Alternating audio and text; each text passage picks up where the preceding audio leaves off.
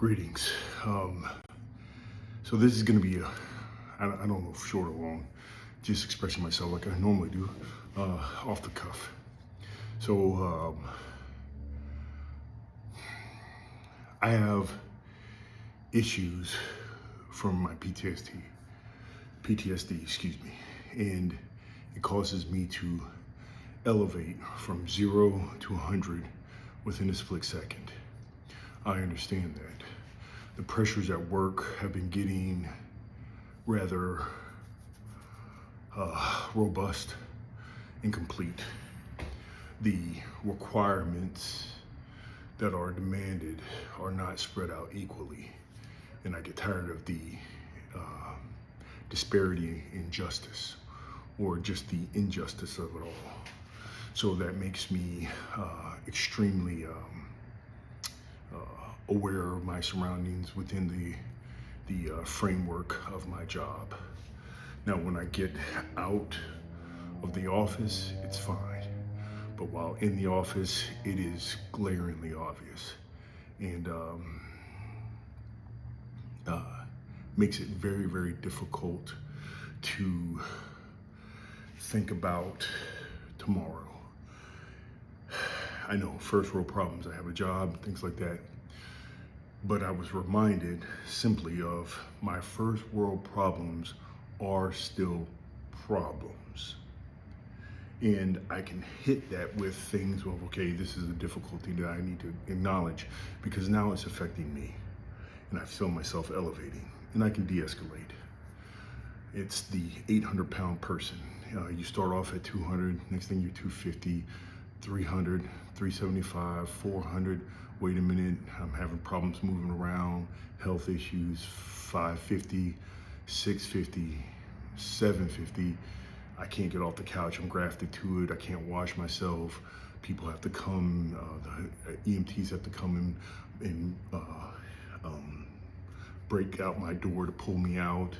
They have to have special stretchers for me and everything else like that. And then you talk about the embarrassment and everything else like that. Before you were 800 pounds, you were 200 pounds. So that is what I have to go with.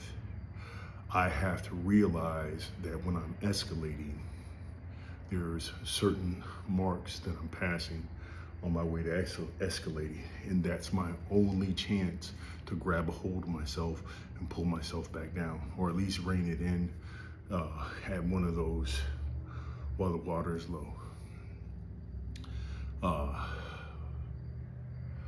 Which leads me to the day where I get in a situation where I'm frustrated about something and someone is speaking to me about it. I'm able to work through the frustration because I was caught off guard trying to do something for someone else. I work through the frustration, and then the remark is very patronizing of, are you calm now? And I'm like, the problem I have with that is, because I'm a big black guy, I'm treated differently. Because of my anger and my rage, I'm treated differently. I would love to think that there is equality in all of this, but it's an inequality that I get to experience, and I hate it. It was one of the issues I had in dealing with one of my counselors, who told me that I was in my vehicle broadcasting on a tablet back and forth to this individual, and she told me that I was in a safe space and I could let my anger go, after I explicitly told her that there was a speed trap where there was a sheriff 150 feet away from me and another sheriff about 250 feet away from me. And if they come over to my vehicle, which is an unguided missile, and I'm spazzing out in there, they're not going to understand what's happening. And because I look the way I look and I'm acting the way I'm acting, it's not gonna go well for me. That's the reality I live with, and I hate that.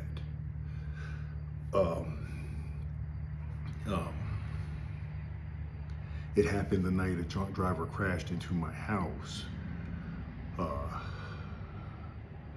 The sheriffs came in mass, and I thought, oh yeah, this is great, they're gonna get this guy. they weren't getting this guy. The code was called because they thought I was fighting the guy. And then once they came and they saw me and they saw him, there was a line of sheriffs between him and I. And I'm like, I don't understand what's happening. He crashed a vehicle at over 70 miles an hour into my neighbor's car, pushing their 2 cars into my house, depositing his vehicle in the front yard, high off of drugs on Halloween night.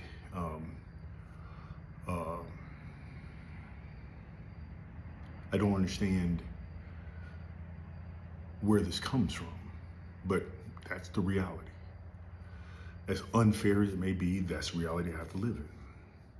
So back to what happened, the individuals telling me that, are you calm now? And I have to say to that person, listen, my reaction to something is normal. Whether it's intense or whatever, I'm still I'm still a human being. I have a right to react to something. I'm not out of control by any means. I'm well within my bounds. But thinking that I have to hold it together at all times is ridiculous.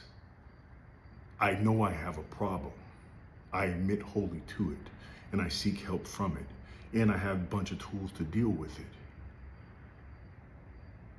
I don't want to feel more like a monster from society than I already am. I have to keep this thing caged up at all times because my reaction, you're dealing with one of my counselors in a counseling session was, you're gonna get Baker acted, you can't leave. And that hurt me badly. It gave me a lot of distrust in a mental health system that is not there to help, it's there to detain. And I did not like that. I didn't like it at all. Because you're pitting someone who just needs to speak to somebody to get things off their chest against their freedom and what they're fighting against. Their personal freedom to leave the office, and then what they're fighting against. And they were like, oh, well, you're a danger to yourself, you're a danger to other people. The reason I came here was because I was in distress. And the reason I needed to speak to someone was because I was in distress. I just needed to talk to someone.